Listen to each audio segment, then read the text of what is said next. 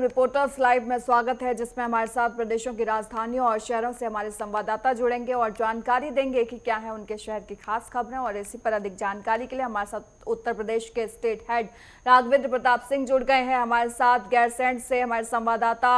उपेंद्र सिंह राणा जुड़ गए हैं और अजहर हुसैन हमारे साथ श्रीनगर से जुड़ गए हैं। सबसे पहले राघवेंद्र, आपका रुख करते हुए अगर उत्तर प्रदेश की बड़ी खबरों की बात करूं तो क्या बड़े अपडेट आज के? तो चलिए एक एक करके संपर्क साधेंगे, लेकिन उससे पहले आपको बता दें कि लगातार बड़ी खबरों से रूबरू आपको कराते हैं। प्रदेश की क्या बड़ी खबरें रहने वाली हैं, और अजहर से शुरुआत कर लेते हैं। अजहर, अगर जम्मू कश्मीर की बड़ी खबरों की बात करूं तो क्या बड़ी खबरें आज की?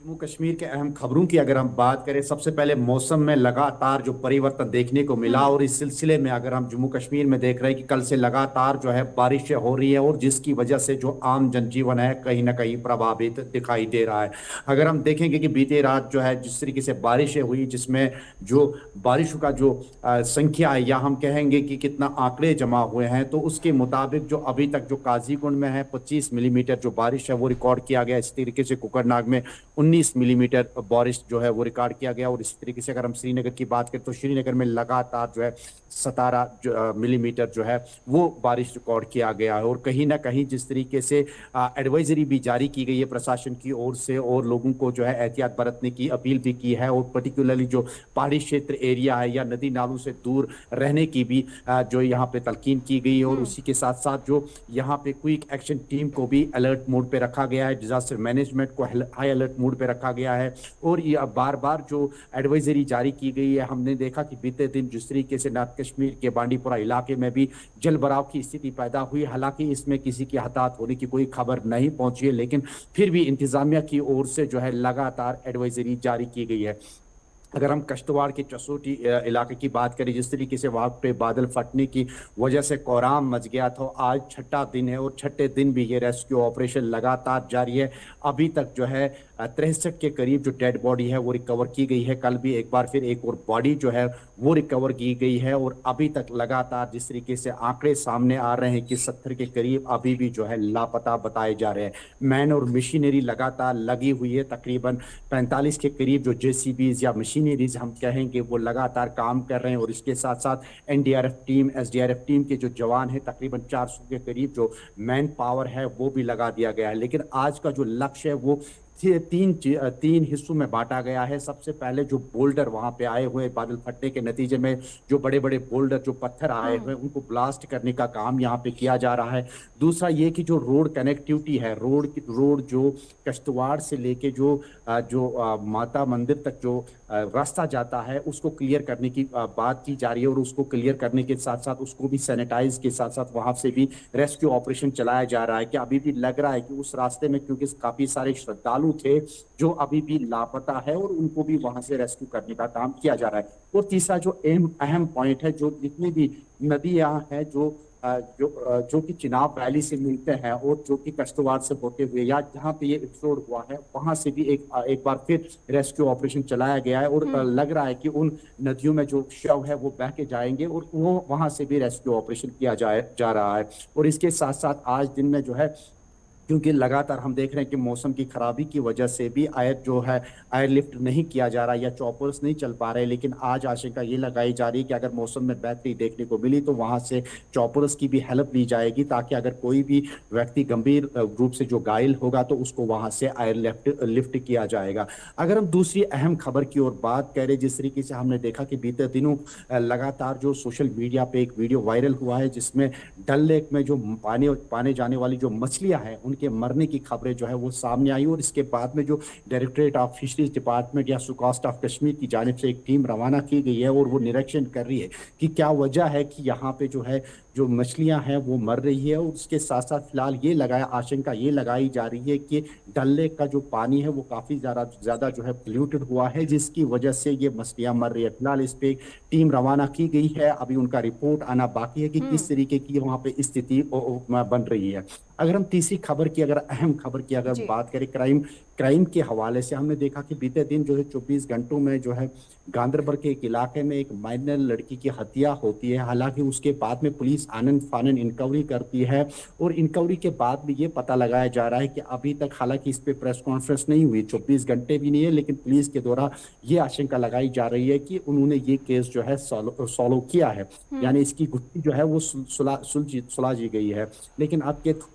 अब से थोड़ी देर के बाद जो एसएसपी गांधरबल है वो प्रेस वार्ता करेंगे और वो स्पष्ट करेंगे कि इसमें किसकी इन्वॉल्वमेंट है। लेकिन अभी तक जो सुई जा रही है कि खानदान के कुछ अपने ही लोगों ने इस जो लड़की है, 15 साल लड़की है, उसकी हत्या की गई है। लेकिन फिलहाल प्रेस कॉन्फ्रेंस होने जानी है और उसके बाद में ये गुत्थी सुलझ जाएगी कि किन लोगों का हाथ इसके बीच में है। अगर हम एक और खबर की बात करें कि एक और बड़ा जो फर्जी कागजात जो है जमीन घोटाले को लेके, एक जो यहाँ पे क्राइम ब्रांच की ओर से एक बड़ी कार्रवाई की गई है, जिसमें तकरीबन 4 अफराद के खिलाफ ये एफआईआर दर्ज किया गया है। दरअसल ये जो जमीन थी, ये कश्मीरी पंडित की एक जमीन थी और उसके बाद में उस पर कब्जा किया गया था। हालांकि उसने फिर जो एप्लीकेशन दर्ज की थी क्राइम ब्रांच में, और क्राइम ब्रांच के बाद में जब उन्होंने इन्वेस्टिगेशन की तो इसमें 4 व्यक्तियों के खिलाफ जो है एफआईआर दर्ज की गई, जिसमें एक व्यक्ति जो है खुर्शीद अहमद बताया जा रहा है जो कि पटवारी है, और उसके बाद में गुलाम नबी, अब्दुल रशीद और सजाद अहमद, ये 4 व्यक्ति जो है इन्होंने इस जमीन घोटाले में है जो घोटाला किया है। फिलहाल इस पे इंक्वायरी की जा रही है क्राइम ब्रांच की ओर से, और इस तरीके से ये जो फर्जी मामला है, जमीन का फर्जी मामला है, हम देख रहे हैं कि लगातार जो कश्मीरी पंडित की जो जमीन है या प्रॉपर्टी हड़पने का जो सिलसिला है वो लगातार जारी है, और इस गुत्थी को सुलझाने के लिए जो है पुलिस और क्राइम ब्रांच मिलके इस पे इन्वेस्टिगेशन कर रही है। चौथी और अहम खबर की अगर हम बात करें, जिस तरीके से सियासी गलियारों की अगर हम बात करें, नेशनल कॉन्फ्रेंस की जानिब से स्टेटहुड को लेके जो है लगातार एक सियासत बनी हुई है। हालांकि रिसेंटली जो सीएम की जानिब से बयान सामने आया था कि वो घर घर जाके कैंपेन, जो सिग्नेचर कैंपेन करेंगे स्टेटहुड को लेके, एक जो वो कैंपेन करेंगे। लेकिन दूसरी जानिब से कांग्रेस की जानिब से भी आज बड़ा बयान ये आया है कि लगातार वो भी मांग कर रही है कि अपना हक, अपनी रियासत के मुतालिक उन्होंने जो नारा दिया था उस हवाले से बिल्कुल सियासत जो है वो गरमा रही है अजहर, और आपके पास वापस लौटेंगे राघवेंद्र। अगर मैं उत्तर प्रदेश की बड़ी खबरों की बात करूं तो क्या बड़ी खबर है आज की?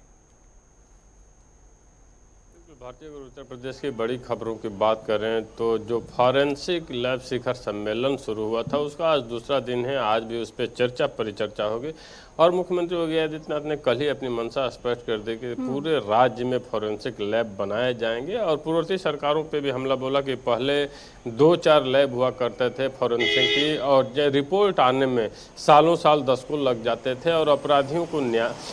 जिस तरह से दंडित किया जाना चाहिए था वो दंडित नहीं हो पाते थे और अपराधी बचे रहते थे। तो हमारी सरकार कहीं ना कहीं से लगातार ये प्रयास कर रही है कि पूरे उत्तर प्रदेश में फॉरेंसिक लैब का निर्माण हो, और उसमें हमने काफ़ी कुछ किया है, और ताकि अपराधियों को समय से दंडित किया जा सके। वहीं हम बात कर लें लखनऊ की, तो लखनऊ में सफाई को लेकर पार्षद ही सड़क पे उतर गए थे। इसके अलावा मेरठ की घटना की बात करें तो टोल प्लाजा पे जिस तरह से भारतीय सेना के जवान के साथ दुर्व्यवहार टोल कर्मियों द्वारा किया गया था, उसमें 7 लोगों को गिरफ्तार किया गया है अभी तक, और अभी और गिरफ्तारियां होने की संभावना है। उसमें संगीत सोम ने भी सड़क पे उतर करके टोल कर्मियों के खिलाफ आंदोलन किया, और तमाम गांव के लोग भी पहुंचकर वहां पे भारतीय सेना के जवान के साथ खड़े दिखे। तो एक तरह से कहा जा सकता है कि इस तरह की जो घटनाएं होती हैं टोल कर्मियों द्वारा अक्सर देखने को मिलती हैं, उस पर हो सकता है कि इस घटना के बाद लगाम लगे। वहीं अयोध्या की बात कर लें तो अयोध्या में राम मंदिर ट्रस्ट की एक अहम बैठक राम मंदिर परिसर में होने वाली है। तो ट्रस्ट की बैठक में क्या निर्णय होता है ये देखना होगा।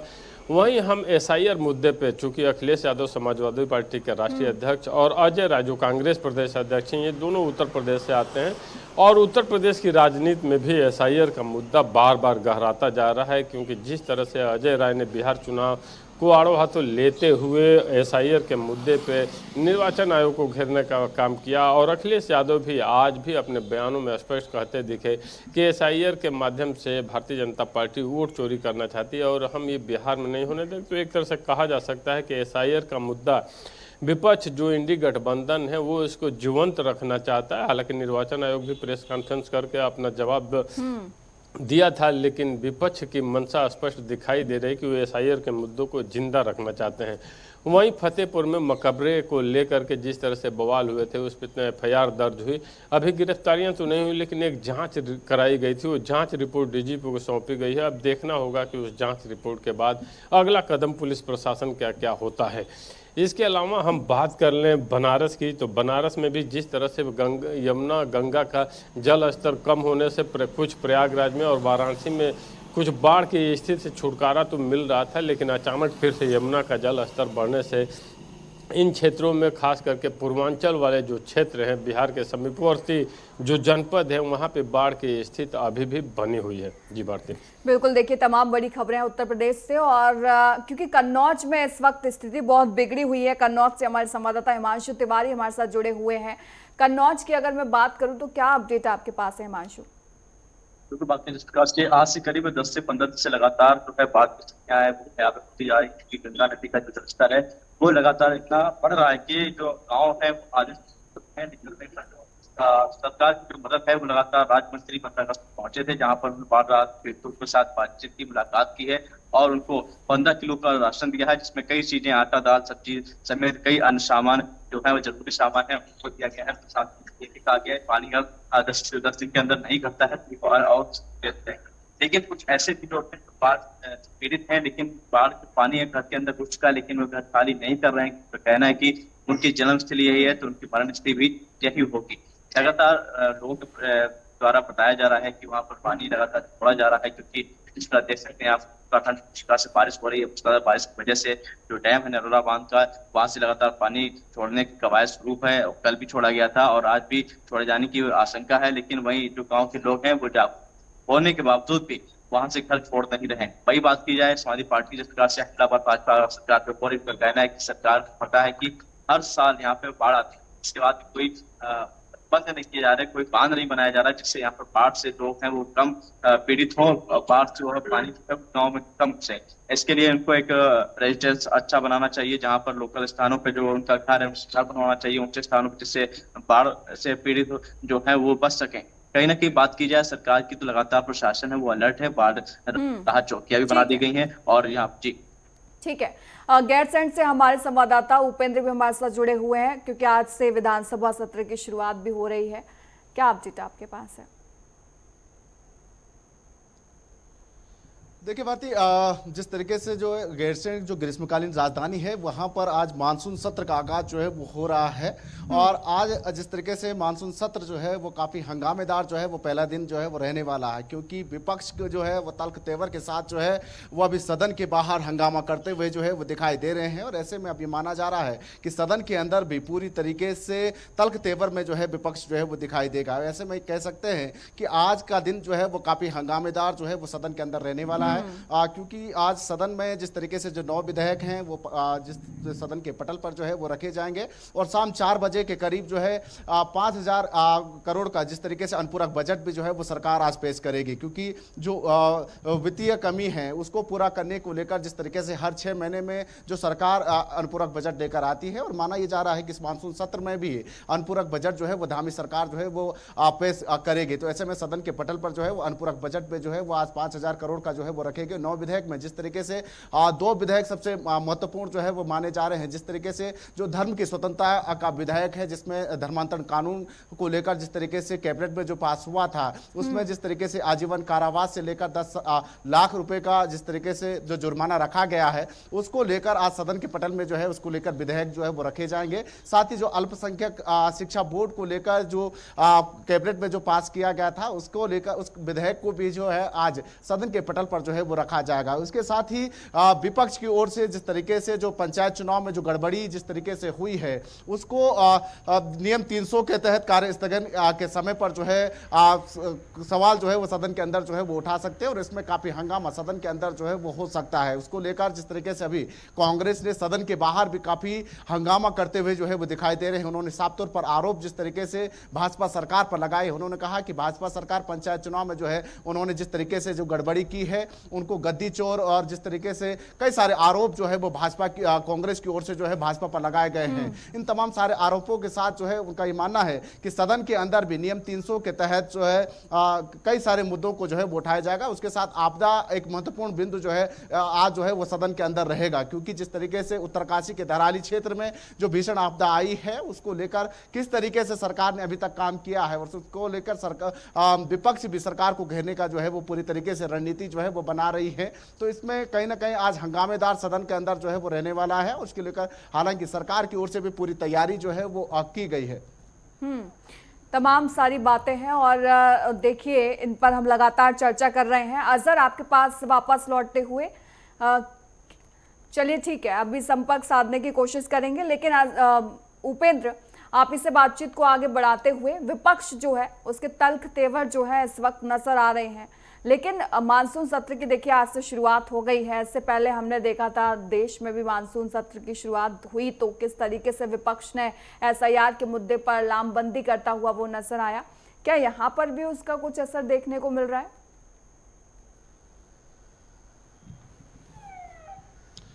देखिए बिल्कुल, क्योंकि जिस तरीके से जो पंचायतों में जो गड़बड़ी जो देखने को मिली थी उसमें जिस तरीके से पिछले 2 दिन पहले जब जिला पंचायत अध्यक्षों के जो चुनाव हो रहे थे उसको लेकर जिस तरीके से नैनीताल के बैताल घाट में जिस तरीके की जो स्थिति गड़बड़ हुई, जिला पंचायत सदस्यों का जिस तरीके से अपहरण किया गया और साथ ही साथ जो आरोप लगाए गए थे और उसके बाद उनको काठमांडू नेपाल में जिस तरीके से जिला पंचायत सदस्यों को रखा गया था और उसके साथ जिस तरीके से नैनीताल हाईकोर्ट की तल्ख टिप्पणी भी इस पर साफ तौर पर देखी गई। उन्होंने भी साफ तौर पर जिस तरीके से कहा कि इस पूरे मामले पर जो है जांच होनी चाहिए और उस पर कड़ी कार्रवाई जो है वो होनी चाहिए। नैनीताल के एसएसपी ने भी जिस तरीके से आश्वासन कल जिस तरीके से हाईकोर्ट में दिया, उन्होंने कहा कि 24 घंटे के अंदर जो भी आरोपी हैं उनको गिरफ्तार जो है वो किया जाएगा। हालांकि नैनीताल हाईकोर्ट ने जो जिला पंचायत सदस्य जो अपहरण किए गए थे उनकी बातों को नहीं सुना। उन्होंने कहा कि इन बातों पर अब कुछ भी नहीं रखा गया है, लेकिन ये जरूर है कि जो भी जिन्होंने भी इस तरीके की जो कृत्य किए हैं उन पर कानूनी कार्रवाई होनी चाहिए, इस पर पूरी जांच जो है वो होनी चाहिए।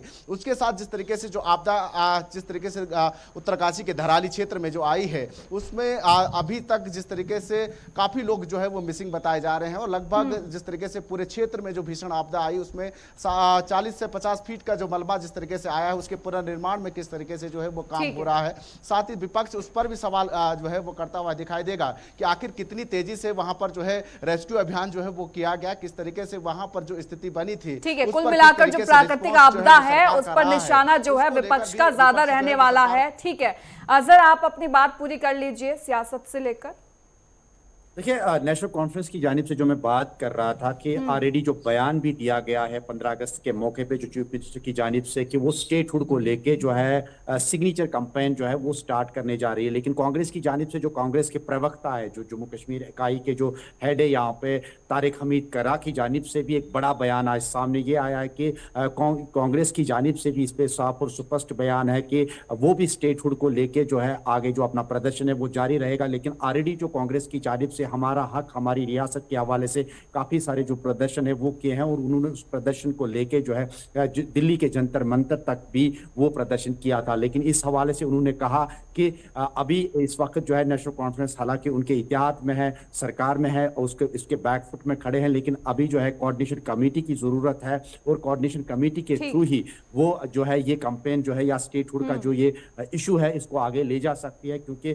तारिक हमीद के करा के मुताबिक उन्होंने कहा कि नेशनल कॉन्फ्रेंस की जानिब से अगर कोई भी बड़ा फैसला आता है वो उनके समर्थन में नहीं होता है या उनको समर्थन में लेके नहीं वो बयान होता है, बल्कि तब उनको पता चलता है जब वो अखबारों की सुर्खियां बनती है। लिहाजा उन्होंने एक बार फिर चीफ मिनिस्टर उमर अब्दुल्ला और नेशनल कॉन्फ्रेंस के तमाम पार्टियों को बताया कि और पिछले काफी समय से ये मुद्दा जो है बड़ा लंबा बना हुआ है और आगे कितना और लंबा चलता है ये देखने वाली बात होगी। अजहर, राघवेंद्र आपके पास आते हुए देखिए बिहार को अगर देख लें तो तेजस्वी और राहुल की जोड़ी नजर आ रही है और इसी परिदृश्य में अगर उत्तर प्रदेश में देख लें तो अखिलेश और राहुल की जोड़ी जो है वो इस बार फिर से 2027 में नजर आने वाली, जिस तरीके के इशारे जो हैं अखिलेश यादव की तरफ से किए गए हैं। ग्राउंड जीरो पर आप किस तरीके का माहौल देख रहे हैं? क्योंकि देखिए हमारे लिहाज से जरूर 2027 दूर हो सकता है, लेकिन चुनावी पार्टियां अभी से ही सतह अपनी मजबूत करने में लग गई हैं।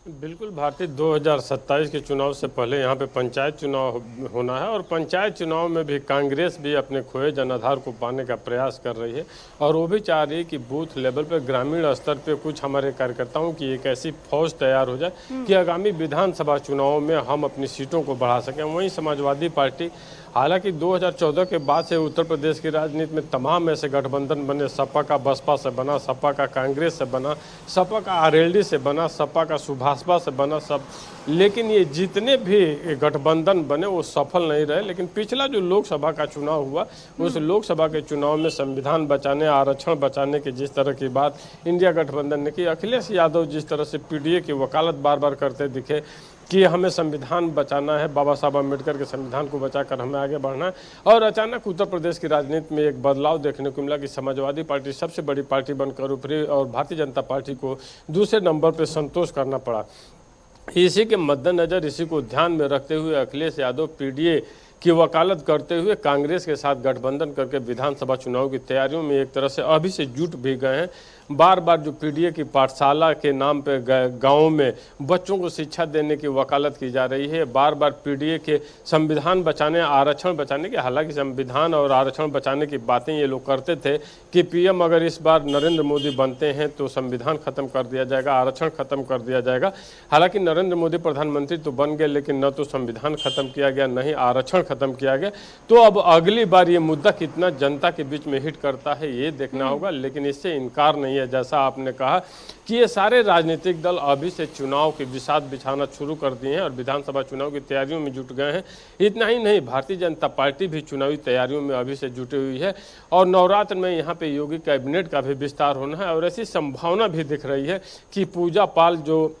समाजवादी पार्टी से निष्कासित हुई हैं उनको भी मंत्री बनाया जाए और तमाम जाति और क्षेत्रीय संतुलन को साधते हुए विधानसभा चुनाव की तैयारियों को ध्यान में रखते हुए योगी कैबिनेट का विस्तार इस बार देखने को मिले। इतना ही नहीं, नया जो प्रदेश अध्यक्ष मिलना है वो भी क्षेत्रीय और जातीय संतुलन को साधते हुए ही जल्द ही प्रदेश को नया प्रदेश अध्यक्ष भी मिलना है। तो एक तरह से कहा जा सकता है कि ये सारे राजनीतिक दल 2027 की विधानसभा के चुनाव की तैयारियों में अभी से जुट गए हैं और हर दल अपने अपने हिसाब से कोई बेहतर कानून व्यवस्था की बात कर रहा है, गरीबों को योजनाओं मतलब ये राजनीतिक युद्ध जो है वो 2027 तक चलने वाला है। आप सभी का बहुत बहुत धन्यवाद तमाम जानकारी के लिए।